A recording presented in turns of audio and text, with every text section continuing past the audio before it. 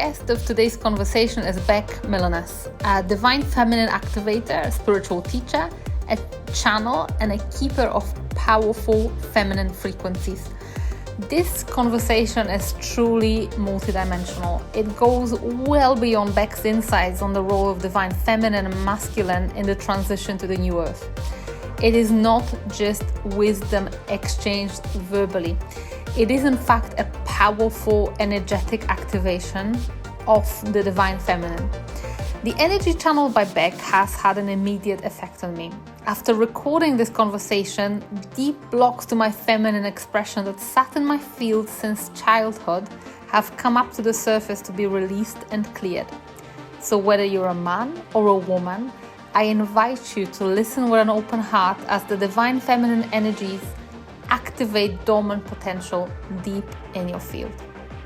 Today, my guest is Bec Mylonas, who is a divine feminine activator and a priestess. And she will talk to me about how the dynamic between divine feminine and masculine is important in this awakening and the process of embodying the new earth consciousness and unity consciousness. And Bec is also a channel. So today I could feel just before our start of the conversation, the energy is gathering. So this podcast episode is not going to be just a chat. It's also going to be an energetic transmission and possibly an activation. We're going to talk about divine feminine archetypes and how divine feminine can help divine masculine and the other way around. So welcome to the show, Bec. Yay, thank you. Yeah, it's an activation for sure. I feel it. So yeah, just need to say that. You're going to get activated probably if you're willing and open, which is really exciting. Yeah. Well, we are also recording this episode on a powerful portal, 22nd of February. So yes, this energy will be retained in this recording. So open up your heart, maybe ground yourself because the energy is going to flow. Bec, tell me about how you've discovered, your abilities as a divine feminine activator and your calling to do it, because I know it's quite an interesting story of how you've actually discovered your mission. Yeah.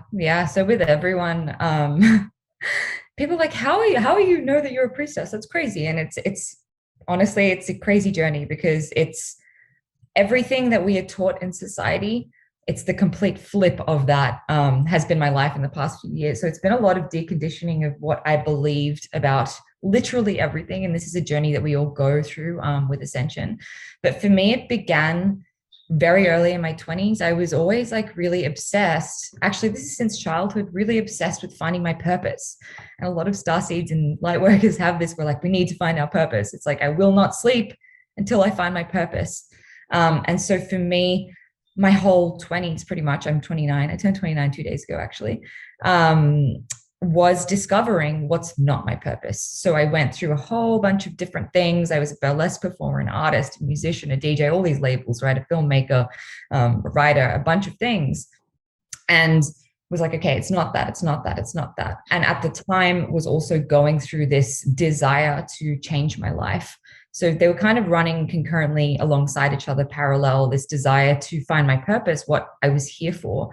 And also it's like I knew that there was something more to life, and there was more to life than me being extremely depressed and overweight and unhealthy and like wanting to basically check out and not be here. Because I was very depressed and diagnosed with mental illness and all of this stuff. So my 20s was a lot of the time just like knowing my soul was calling me to more, but not really sure how to get there. And then this process of going into self-development kind of led me on this trajectory to want to study psychology again and help people. And then from that, I like discovered the law of attraction and the coaching industry. And then I started going to see healers myself. So I saw a few shamans and psychics and coaches and healers and that sort of thing.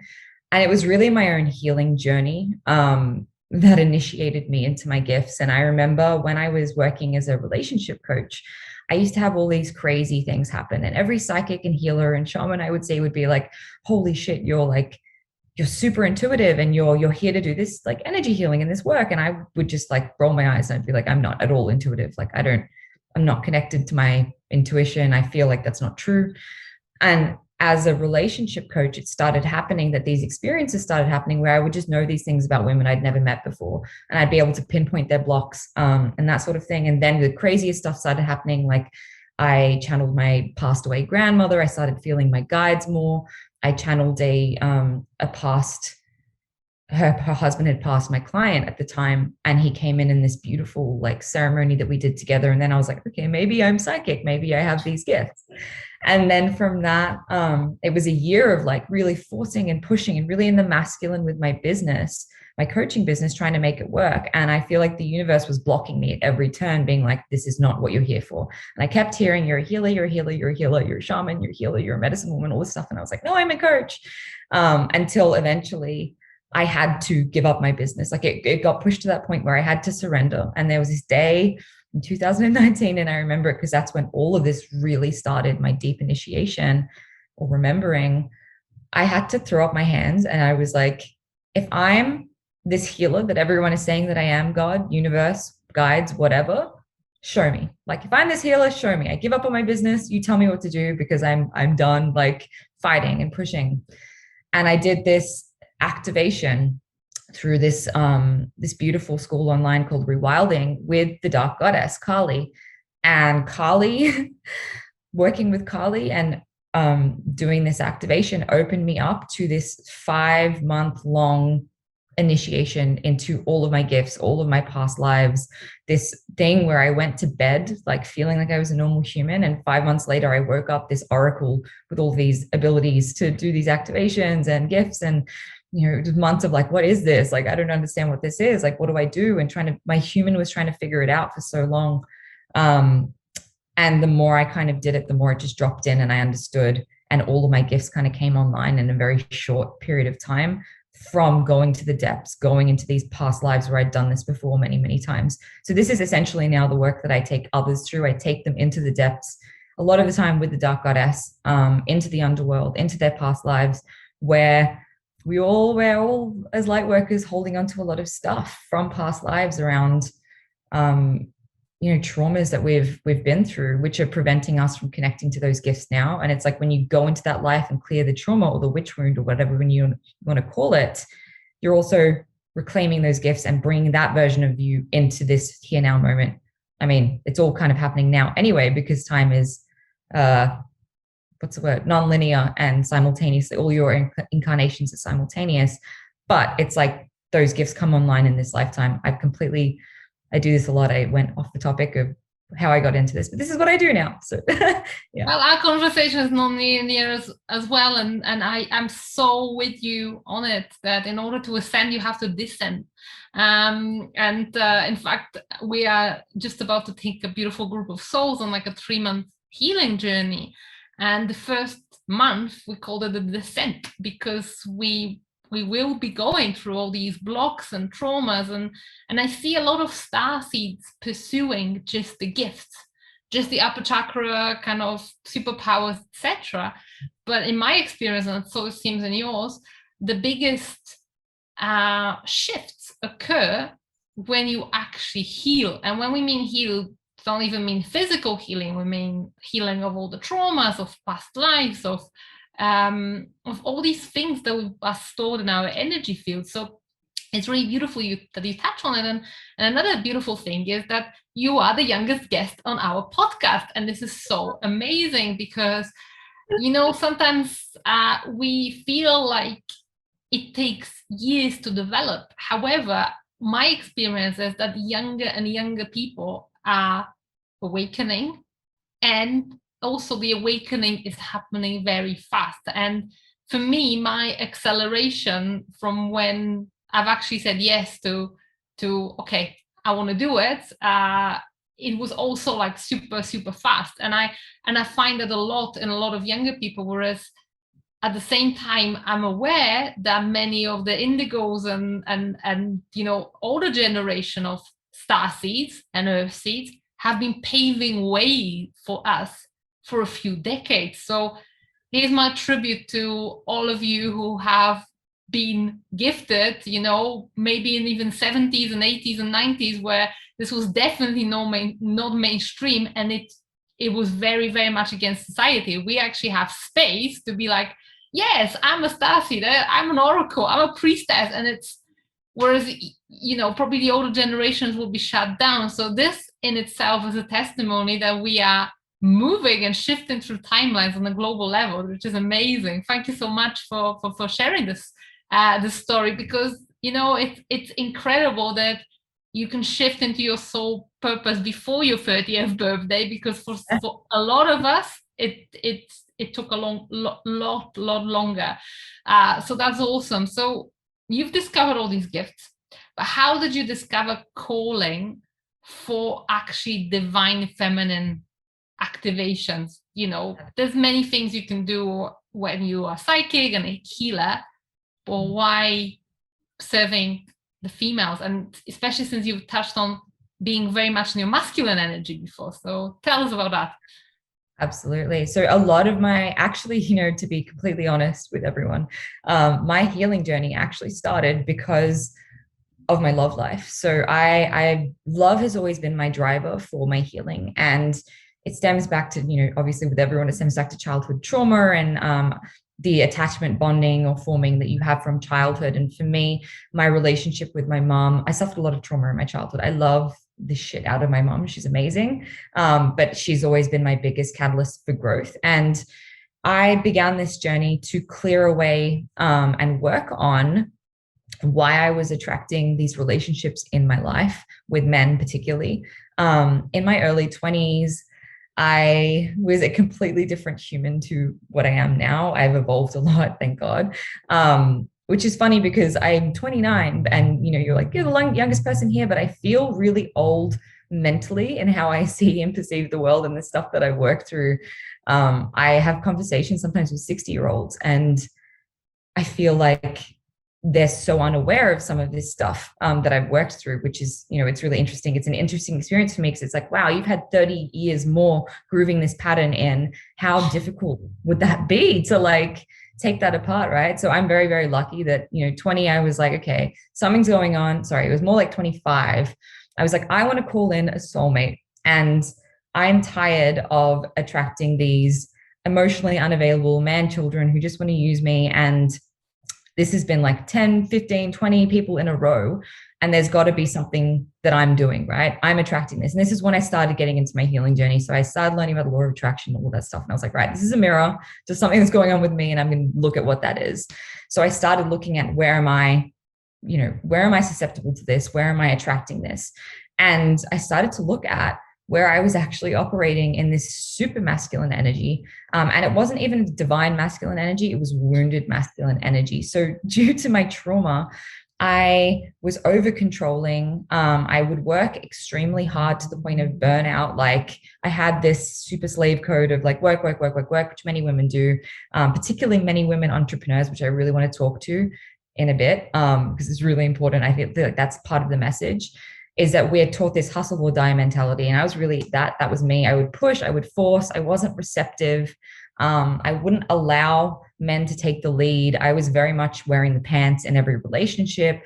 I would always dictate kind of where it was going. So I would be like, oh, I don't want anything serious. Or I would act like I didn't want anything serious when really I did, but I was afraid to be vulnerable, or I was afraid to open my heart because of my trauma and because of who I was as a person. So I had this really tough bitch, bad girl persona, tattooed up, boxing, musician, really cool. Bec smokes and drinks and she's so cool. She doesn't care, right? Had this persona and it was super masculine and it was super I've had so many men and it still happens because I have a bit of a resting bitch face when when my face is normal, I look like I could probably kill you. And it's just my face. But I had this super defensive energy, super masculine, this energy basically that I would have men when they got to know me come up to me and they'd be like, you are terrifying. There's something about you that's really terrifying. And for me, that was my barrier. That was my protective barrier of, I don't want to get hurt. So I'm going to put up this barrier of Bec's so tough. She doesn't care. Don't even approach me or breathe near me or I will stab you in the eye. I'm not available for intimacy and vulnerability when really all I craved was vulnerability and intimacy and to surrender to the masculine. Like I don't at all, like part of me just wants to surrender and receive and be worshipped and all these things now, which are really a part of who I'm being and what I'm embodying. So it was a lot of like, oh wow, okay, this is how I'm acting, and this is why I'm not attracting what I desire, and I'm attracting these men who can't commit or are emotionally unavailable, whatever it was. So it began in that context, and then I took it into work, and into how I was operating in my business. So in my coaching business, I would be hustling all the time and working all the time. And I was taught you have to hustle and you have to do X, Y, Z, and you have to follow this structure and you have to do this and you have to do that. And it actually goes across against my very nature as a divine feminine creatrix and a priestess and a healer and all of this stuff, a mystic. I'm actually not designed to work very hard at all. And it's funny because when I was looking to create my life 10 years earlier, when I wrote down everything that I want to create on a list, it was like, I literally want to lie by a pool all day drinking coconuts and get paid to be me. And guys, that's literally what I do now. I literally get paid to lie by the pool, and I do grid work and I channel. And when I do my client calls or activations, it's just me showing up as me. And I never feel like I'm working. And so my genius, my zone of genius is showing up and talking about what I'm passionate about, or being in the flow with something creative, or like I said, being in a trance. I spend most of my time in trance states, doing work in other realms, which doesn't look like work, right? So when I was a coach, I was like looking at what the industry had taught me and what society had taught me, and what I'd learned my whole life as this super overachiever, really smart kid, getting A's in everything that I would do. That was just how I was hardwired to perform, to succeed, to achieve, which is super masculine energy. And I deconditioned all of that. And I was like, I need to look at how I'm going to run my business from a more feminine angle. And so I started to, decondition all these ideas about time and about hustling and workflow and structure and all of this stuff. And I started to just follow my passion and follow my intuitive downloads and follow and surrender and trust, right? And these are all very feminine qualities.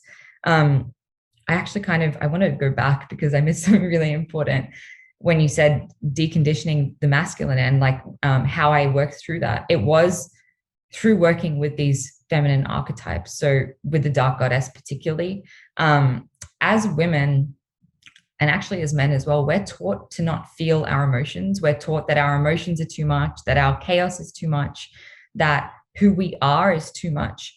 And working with the dark goddess enabled me to, and the wild woman as well, a really good archetype, to go in and feel all of the trauma, not only from this life, from all my past lives, all of that trauma, all of that too muchness, all of the crazy that society tells us to put a lid on, to shut down, right? And so me operating from this masculine for so long was kind of me trying to control and micromanage and keep a lid on all of this me that wanted to come out and be expressed.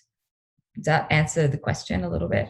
Yeah, definitely. I want to kind of follow on this thread of, various archetypes, and also how about the dynamics between the masculine and feminine. Yeah, absolutely. Because you said that when you were in your masculine energy of kind of like, don't F with me and, stay away, and that's sending obviously a signal out to the men, and you were attracting a particular type of males.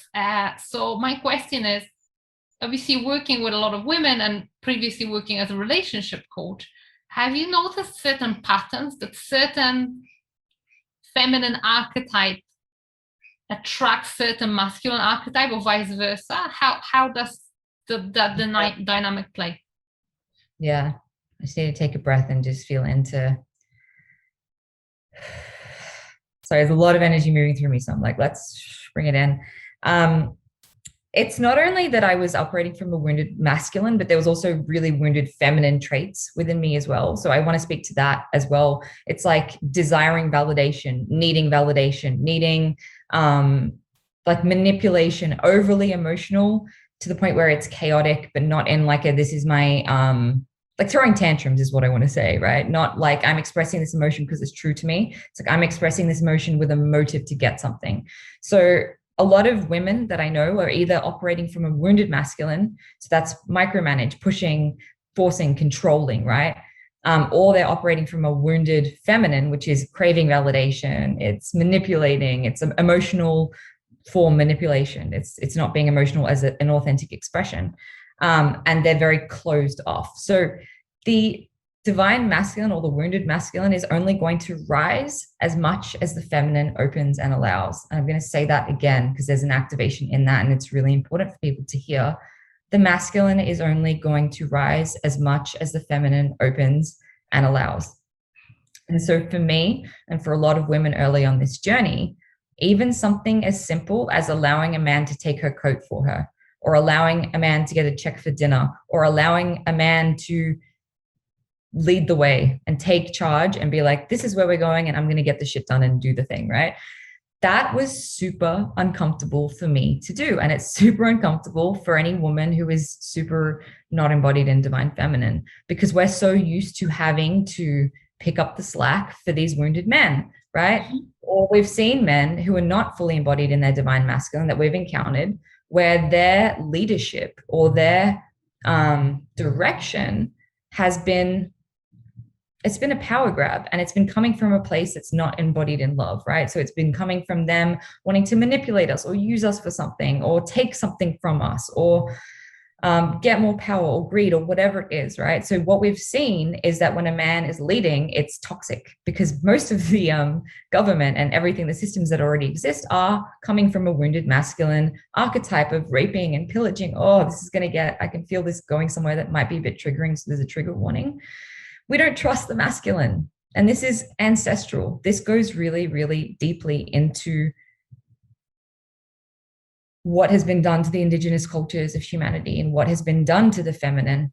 And so the feminine truly is something, the feminine wisdom, the feminine intuition, the feminine magic, the feminine oracle quality is something that needs, it's sacred, right? And the masculine is literally here to protect that. That is the role of divine masculine, to provide structure for the feminine to flow within, to support the feminine, and to protect what is sacred. And unfortunately, many of us, and I feel really strongly in my womb as I'm talking about this is activating some people.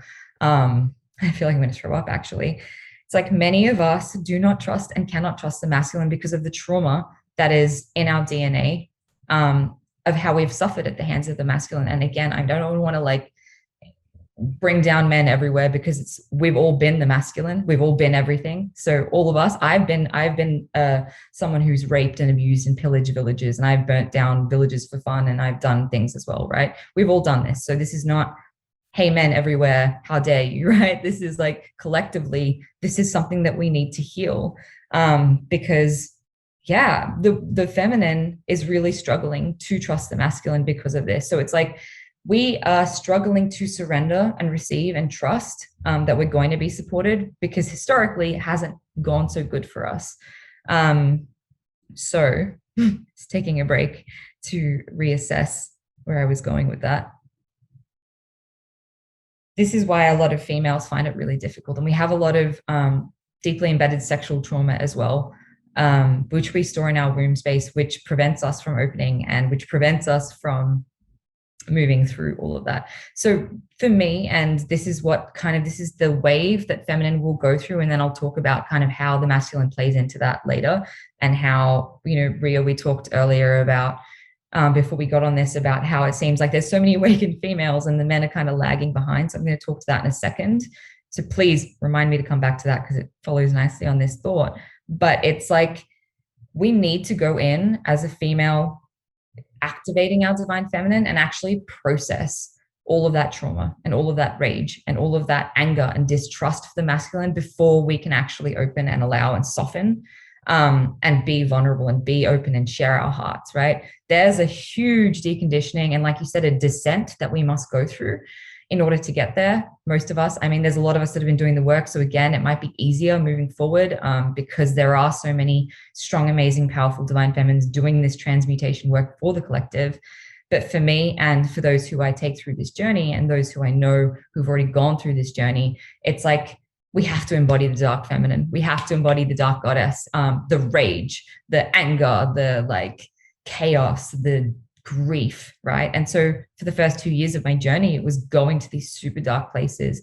I journeyed a lot with Kali, who is an a Hindu or Indian, but Hindu deity, and she's the goddess of war. And she's like, Kali is a really intense energy, because she doesn't fuck around. She takes you to like the deepest, darkest place within you, where you're not in integrity, and she'll show you the wound, show you the trauma, show you that dark stuff that you're going to alchemize to be able to step into your soul expression and your soul gifts.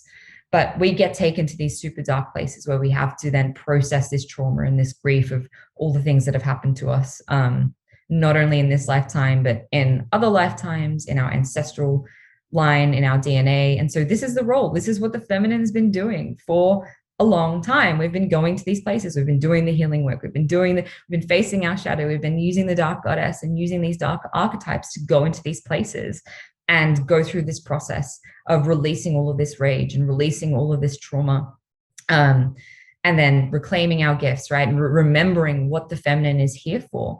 Because back in ancient times, the feminine was revered. The feminine was put on this pedestal, and the masculine knew her worth, and the masculine protected what was sacred back in the day. And so we have to go through this reclamation of understanding how sacred, how potent the feminine is, because it is the spark of all life force. It is that Shakti, it's that Kundalini, right? That's what the feminine represents. We are the visionary energy that's going to move us forward into the new earth. And the new earth is not created on wounded masculine energy. It's the feminine leading with the masculine providing the structure, right? So that's kind of the journey that you go through. And then from going into the dark goddess and going into all of the rage, you begin to soften and open your heart. And that's when you start to move into the lighter, more beautiful archetypes. Like for me, the mother was an archetype that I've really started to work with in the past 2 years. Mother Mary particularly, or that forgiving, maternal, nurturing energy that a lot of women have, most women, all women have within us. And that is how we're able to help the wounded masculine to rise without taking their crap, right? So it's like lovingly being able to call out where we see wounded masculine behavior in the collective, where we see these men who are not in integrity. They're not showing up in the way that we desire them to, or we need them to. And it's having firm, loving, and strong boundaries. It's being able to call something out without pointing a finger and being blame or creating more drama. It's like that loving maternal, like when you're a mom and your kid is like, having a tantrum or doing whatever, you don't say, I'm going to never speak to you again. I'm going to kick you out of the house, like leave. It's like, I love you. You're being a little shit right now. I'm not going to tolerate your behavior. Go sit in that corner, but I love you, right? Like this is the attitude. This is the energy that the feminine is starting to cultivate with the masculine and needs to cultivate in order for there to be healing between the two. But what I've noticed, and I channeled the message from Isis a couple of weeks ago when I was in Mexico. And in Mexico, I do a lot of grid work. And in this particular journey, I had re-encountered this man who I had a lifetime in Mexico with, and I was in a tribe there, and we had this lifetime there.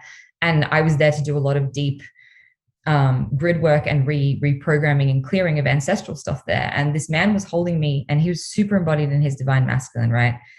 And he was holding me in this way, which allowed me to fully go into the emotion, to fully go into the trauma, fully go into the wildness, the chaos of the feminine, in a safe container where I felt like I was held and I could go deeper. And I'm telling you, I do a lot of this work on my own without being held by the masculine, like many of the women who are already awake do. We do this healing work alone. Being held by the masculine in that way and having a true divine masculine holding you in that way allows you to go that much deeper. It allows you to express in your gifts that much more. It allows you to feel safe, to channel, to process, right? And so what's been happening, and the message that Isis channeled through me is like, and it's only because this man asked, how can we support the feminine, right? So this was a message for not only like him specifically, it was for the masculine collective. And so this is for our masculine brothers who are already awakened, who are in their divine masculine. And there is so many of you, and I love you. Thank you, thank you, thank you, brothers. We need to get more men on board, right? So this is your job now to take this message out, is that the feminine has been doing this. We've been doing this for so freaking long, and we're exhausted. Like we have been processing the entire trauma of the whole collective single-handedly up until now, right?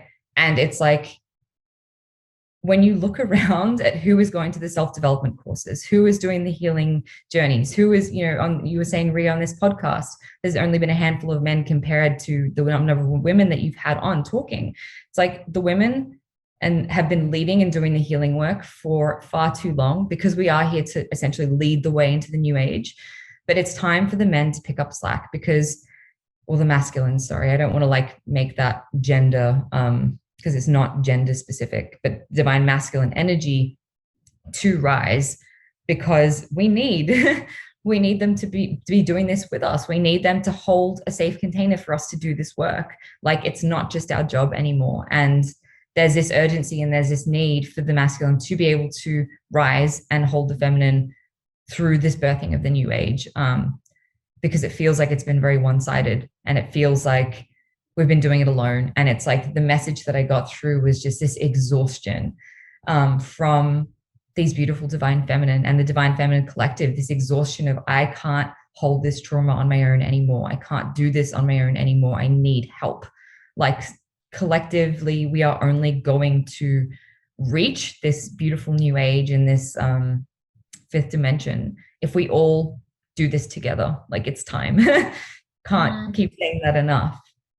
Yeah, so my question is, okay, so what can we do as women? Because there will be women listening and watching who are wondering, okay, you're talking about all this connection to the divine feminine, but I don't really even feel this connection. And that was me for years. I didn't even know where to start. It would freak me out when I heard about women's circles and womb activations. Like, what the heck? I was actually connected very firmly into my masculine, and I wanted to be more in my feminine, but it was actually scary, because I thought I'll be just this kind of like limp lettuce, kind of, without structure, and it was scary. And there will be women watching and listening, thinking, what does it mean to be actually divine feminine, or what does it mean to be divine masculine, and where do I start? Where do I start connecting to my divine feminine? Because I think it's this balance when you say, well, it's not just about genders, because sometimes there is women just clinging on to this wounded masculine energy, and that's also creating the imbalance. Yeah. If you're not in your feminine, then you're probably in your masculine, and not divine masculine, but this wounded patriarchal distorted masculine. So how do you make this shift for someone who's perhaps listening and all of this is completely new? Take us to the start. So it's also like, I just want to say, for me, I did a lot of work around inner union. So I did a lot of work around the wounded masculine and my own wounded masculine traits as well. So it's not that I'm like fully divine feminine, and I don't have any, like, I'm also very embodied in divine masculine in many ways. And I have men a lot of the time feeling threatened because they're like, whoa, your divine masculine's really like that, right? So you have to work on both. But you did speak directly to women. And I just want to say that because it's really important that we're not like focusing all on one, because you go too divine feminine, then like you said, you become this limp lettuce, which is it's happened to me at times. And I'm going to be the first to admit that sometimes I go balls ovaries deep into the divine feminine, and I forget that I have to come up for air and like live in this reality and put structure down and et cetera, et cetera, et cetera. It is a huge misconception that I also believed at the start of this journey, that the feminine is weak, that vulnerability equates to weakness. And that's why I was so tough. I was like pushing and all this. I was in my masculine because I was like, well, if I'm the feminine, everyone's going to walk all over me, not going to be respected. Like, people are going to think that I'm soft and weak and like float like a lettuce, right? Like whatever you said, like not solid, right? And there is no bigger lie than that, because when you look at some of these archetypes like Kali, you look at Isis, you look at Isis is an Egyptian goddess, you look at Hecate, you look at bloody Lilith, like queen of the underworld, you look at some of these dark goddess archetypes, even Mother Mary, she's strong as balls. Like, even though she's this beautiful maternal energy, she's super strong. None of these women are weak, right? Because they have strong, firm, loving boundaries. Super important, right? So it's firstly understanding that there is actually strength in vulnerability, and that is the biggest lesson for me in learning to open to the masculine, because I was like, I don't want to give away these men my power again, because I've done that so many times and I don't want to do that. It's about learning who to open your heart to and who to be vulnerable and soft with. Discernment of, is this person coming from this manipulating, wounded, needing to prove something, like fake big dick energy? Are they coming from that energy, or are they truly embodied in service and providing structure and supporting? And the energy, and you can just, everyone can feel, we all know what a fuckboy looks like, right? All of us, we all know how to sense when somebody is not very grounded in divine aspects. We all know when someone's emotionally unavailable, or when they're acting like a child, or when they're not capable of providing for us or supporting us, right? So we know, even if you say, oh, but I don't know, and I always, like, last minute, I always find out what they're like in relationship, right? I'm talking to women who are attracted to these wounded men.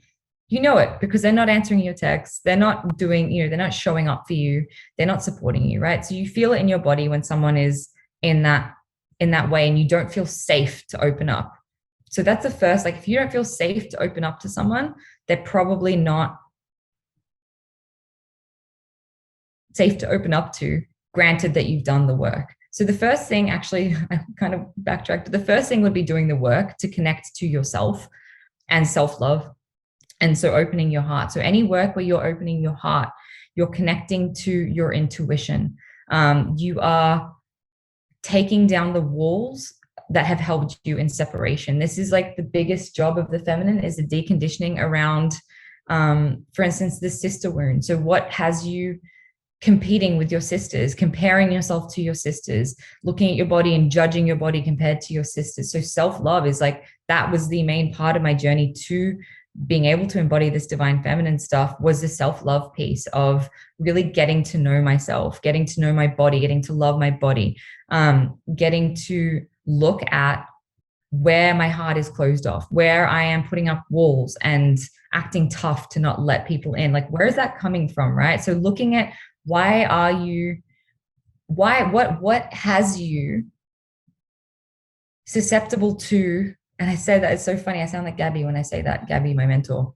What has you wanting to do that? What has you wanting to shut down? What within you is causing you to want to shut down or not trust people, or think that vulnerability is weakness? So it's like looking at inner child stuff is really important. It's looking at sexual trauma, really big. Most women are not connected at all to pleasure. They're not connected. They feel shame even connecting to their womb space, right? Because we've been conditioned in society that sex is shameful, because many of us have suffered abuse and trauma, or we've attracted attention that's unwanted because of our sexual energy, right? And so many healers, particularly female healers, have a lot of sexual energy. And this was me. I was always had so much sexual energy, and I attracted a lot of unwanted attention and trauma and all of that stuff because of the sexual energy that I have. But actually that sexual energy is Kundalini, it's healing energy, right? So it's not necessarily just sexual energy. So when we repress or shut down the lower chakras, particularly the womb space, the sacral, we're not connected to all of that, like intuition, that creative spark, that where all of our gifts are, basically. So the female or the feminine holds all of her gifts in the womb space. And if you don't have a womb, it's like the energetic womb space. That's where all of that wisdom is held. It's held in the womb. That's where we birth creation literally into form, from our womb space, right? So this is where, it's also where Kundalini kind of lies, coiled like a snake, if you want to look at the Vedic tradition. It's where it's all stored and it's where it's all held. And so it's looking at, where do I feel disconnected to this area of my body? Doing womb work, as uncomfortable as it is, doing the work that makes you feel uncomfortable is usually the work that you need to do. So looking at where am I blocking myself from feeling pleasure? Like, what's my relationship with pleasure? What's my relationship with my body? What's my relationship with my sexuality? What's my relationship with other women? What's my relationship with my mother? Do I believe that other women are competition and they're here to compete with me for resources or for men, or all of that stuff? I think they're all really good windows. It's connecting to the body, it's connecting to your sensuality, your movement. So the feminine is flowing, and she's not structured. She just it's like this wave of it comes and it goes, and she's in and she's out, and she's like a snake. She's like, the movement that I'm doing, you can't hear it on the podcast, but that kind of tells you what the feminine's about. And so it's like following what feels good in your life. So following when you get a nudge about something, it's like following the nudges, following the intuitive hints of like, this feels good, this lights me up, this feels excited. Men can do this too. It's like, what lights me up, what feels exciting, what makes me wet, to use a more kind of colloquial way of saying it. What gives me that little tingle in my pussy that I want to follow this, or it makes me excited, or there's desire there. That's one way of really embodying feminine energy and following that, because your joy is always going to lead you to your purpose. It's always going to lead you into more feminine energy. It's where am I, like I said, separate from others? So working on your heart space and working on any wounds of trauma or inner child or past life stuff where you're not trusting, you're not opening. You're just linking them so beautifully to a bigger picture with archetypal astrology. What else do you see in the collective for the next couple of years? Where do you see humanity going, really? What challenges have we got to navigate until we perhaps see the dawning of this new age? This episode is brought to you by the Quantum Club. The Quantum Club is a membership program designed to help you develop your spiritual abilities, such as connecting to your galactic soul family as guides, speaking light languages, channeling, transmitting and receiving light technology. Every week we hold live sessions and work with you energetically on a deep level to unlock your divine intuitive gifts, to connect deeper than ever before with your higher self and galactic light beings. To find out more, head to bit.ly/galactic club. That's bit.ly/galactic club. See you there.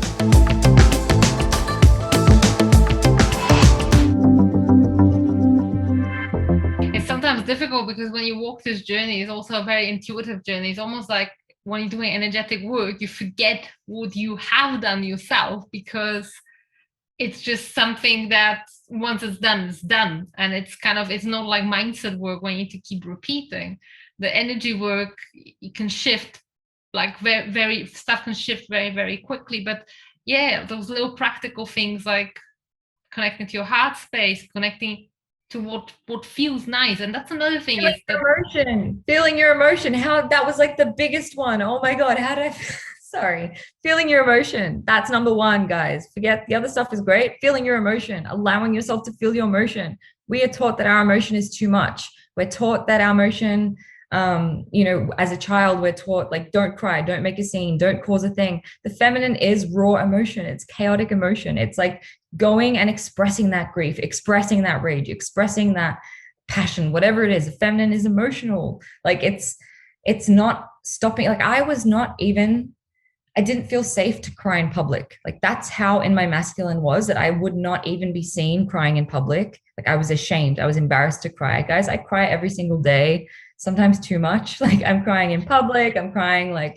when I'm out. It's funny, when I started opening all this stuff, I had a boyfriend at the time and he used to call me cry face, because that's how much I would just cry all the time. And when you start opening yourself to feel all this emotion, it can feel like, holy hell, like I'm crying constantly. Like there's so much. Where is it all coming from? But it's like, we need to feel that. That's what the feminine is here for, to feel, to process, to transmute through feeling stuff. So number one you can do if you want to connect to your feminine emotion is start allowing yourself to feel and process your emotions. Stop holding them back. Stop pushing them down, thinking I'm going to be too much. No man or no partner or no person is going to want to see me like this. Because the truth is, guys, women, ladies, women, it's like the divine masculine will open more and more and more, or the masculine will open if you allow yourself to be vulnerable, right? They're not going to be like, you're too much, get away. And if they are, they're clearly wounded masculine because they can't hold the container for your emotion. The true divine masculine is like, yes, give me your emotion, give me your chaos. Like, I want to hold that loving, safe space for you. There's nothing that you can do that's too much, right? And it's such a beautiful experience to feel yourself going into the depths and going into all of your feeling and having someone hold you and be like, you're safe, you're protected. And that was this, the concept of this is going to scare the crap out of so many people listening, being like, holy hell, like I'm meant to not only feel my emotion, but I have to have someone holding me through this. But that's how we allow them to rise, is we allow ourselves to be something that needs to be protected. And it's not that we can't protect ourselves. It's not that we can't show up for ourselves. We can't lead ourselves. We can't heal ourselves. We do all of that, right?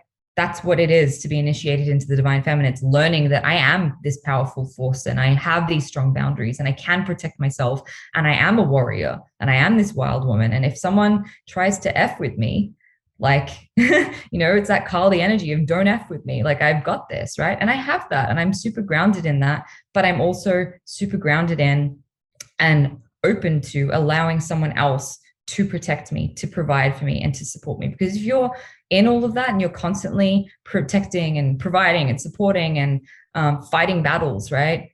Then the masculine has no job. Like, they just become null and so they don't feel like they're needed. And so there's no need for them to rise.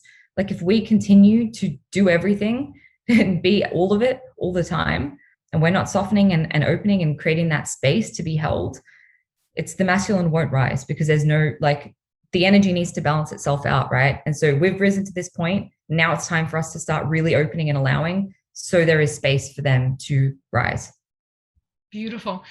Just wanted to ask one more thing, is that, so let's say there will be listeners who are single and there are those who are in relationships. And I see quite a dangerous trend where a lot of women, when they get to a certain stage of their personal spiritual development, it's almost like they dumping the men behind, where it's like, you're not good enough. You kind of, that's developed. I want someone who's into my crystals and my all of that. And my message is, how do we actually navigate those relationships? I must say that I woke up before my husband, and my husband is super, super connected now. He's a channel and the co-host of the show. And obviously, if I wasn't patient, I would have probably ended up in a completely different situation where we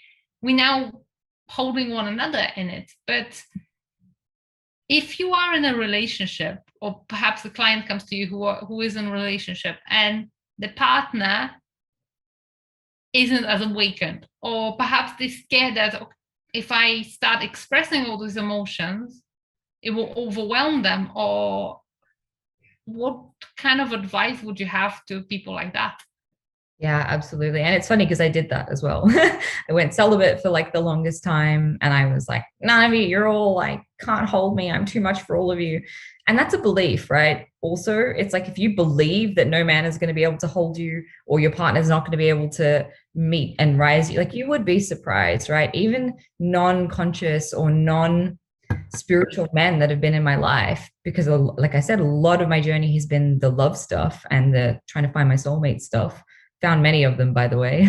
They've all been very activating, but it's like, if you believe that they're not going to be able to hold you and they're not capable, that's what's going to happen. You would be surprised at how intuitively or naturally some men get the hang of it immediately. When you're crying, they go into that space, right? And there's going to be a lot that don't.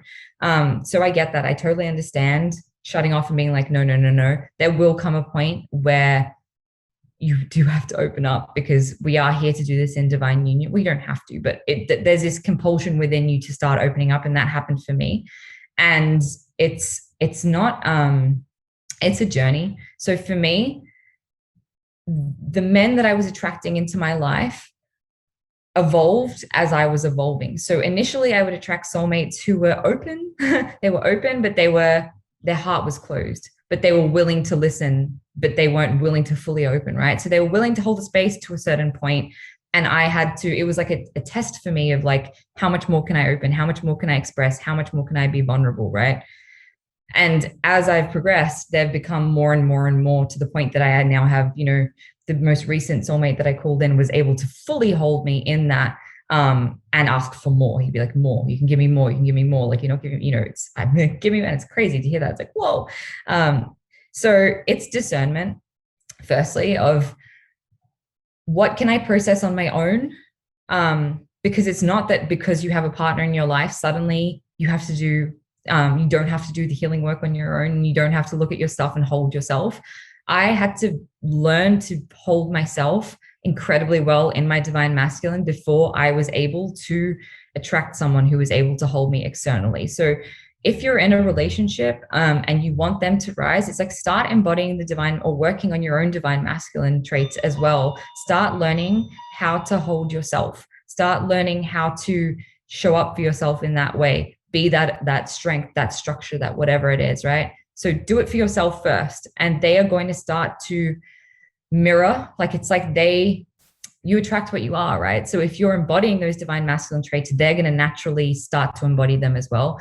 Expressing, teaching your partner how to express in a way that feels safe. I'm sorry about the doorbell. I don't know why someone is ringing the doorbell, but I'm just going to ignore it and hope that they go away. Starting to express yourself and express to your partner what your needs are. So this is a basic relationship or conscious relating tool of being able to express, hey, I'm going through this. When this happens, this is what I need from you. Or if they look freaked out, or they look like they can't handle your emotion, or it's not just like dumping it all on them at once and being like, here is all of my everything, and I've just decided I'm going to just explode all the time and express all my emotion, and just hoping that they're cool with it. It's like opening a little bit at a time, and opening a little bit at a time, and opening a little bit, and like raising the threshold of how much they're capable of holding without scaring and overloading them, right? It's like slowly, baby steps, being that embodiment, expressing your needs. Expressing your needs is number one. And it's funny because even with the more wounded men at the beginning of my journey, these soulmates that I would call in, it was always me expressing vulnerably what I needed from them that allowed them to support me in the ways that I needed. And so I would sit there and create this story of, I'm not supported and they're not capable of seeing me and he doesn't care about me and blah, blah, blah, blah. And I create this story. And so obviously that's how they were showing up, until I was like, hey, not okay that you did this. And when I was having this experience, this is how you reacted. I actually really need, next time, I need you to hug me, or I just need you to hold me, or I need you to say this, or I need you to just not judge me, or whatever it is, right? And me being able to express that vulnerably and being like, this is where you're not showing up, where I need you to show up, allows them to have that, oh, okay, this is what she needs. And now I can provide what she needs. And this is literally why I was able to channel this message from Isis, is because this man asked me, what do you need? What does the feminine need from the masculine? And it's the masculine's job as well to be asking, what do you need? How can I support? How can I help you? So as a feminine who's already kind of well ahead in terms of the evolution process or the reawakening, your job is to be telling them what you need. If they're not asking naturally, it's training them in a way to ask, what do you need? How can I support? And those conversations are going to be the staple for any conscious relating or divine union, right? Like it's always going to be the staple of expressing boundaries, expressing needs, expressing desires. You need to learn what you need in order to express that to your partner. So it's like, what do I need to feel safe to express my emotions in this moment? Is it to have someone hold me? Is it that they won't walk away when I'm talking to them? Is it that they respond to things within a X amount of time frame? Like, what is it that I need to feel safe? So that's it. Ask yourself that. What is it that I need to feel safe? Can I give it to myself? So can I be that divine masculine space for myself to give me that? And cool, if you can, great. But how can I allow my partner or help my partner to give that to me? Does that answer? I think that answers the question. Yeah, that's excellent piece of advice. It's fantastic. I wanted to ask you back, have you got any message that you want to express either to divine feminine or masculine as we come up to wrap up this conversation? Because I know a lot of energies come through you as a channel, and if you have anything that you want to express or open up and express, I would like to give you the space. Yeah, absolutely. It's a beautiful message of encouragement for, it's Isis. It's really, really present with me at the moment, and Hathor. And it's just this message of encouragement for the divine feminines who have been, because most of you that are listening to this, it's like, I feel like most of the women listening to this recording are super embodied in their divine feminine, or at least have been doing the work for a long time. And it's like, keep going. Like, we see you. It's you're not going to have to keep doing this alone. It's keep the faith, because the masculine is rising. And the more that we hold our boundaries and our standards and hold our integrity and keep being this shining light, like, the masculine is going to rise. It has to rise. And it's already happening. And I'm seeing it personally. And many of us are seeing these beautiful divine masculines coming in. It's like, just keep holding it. And I know we're like wanting to collapse and give up, but we need you. We really need you to keep standing solid. And for the masculine, it's like, it's time. It's really time for those that are already embodied in their divine masculine to start awakening their brothers, to start bringing this knowledge and wisdom to their brothers, to step up, to start sharing, to start embodying more. Yeah. And it's like, to the wounded masculine in power, we're not going to tolerate this anymore. We're simply not. And I feel this energy at the moment, collectively of, and it's being shown to me at the moment, is all of the wounded masculine structures and the patriarchal society is starting to crumble. And it might not be on the media, and many people who listen to this probably won't listen to the media anyway, but it's like, there is this huge crumbling happening, and we just need to hold on and hold the faith and really start to work together, because it's collapsing. I can feel it. And it's time for us to start paving the way together to move forward in union. Beautiful. Thank you so much, Bec. Thank you for joining us for this podcast. I was Bec Mylonas. Thank you so much for sharing the messages for the divine masculine and the divine feminine. Thank you so much for having me. Thanks everyone for listening. Thank you for listening to another episode of the Architects of Destiny podcast. Be sure to subscribe, and we will see you on the next episode.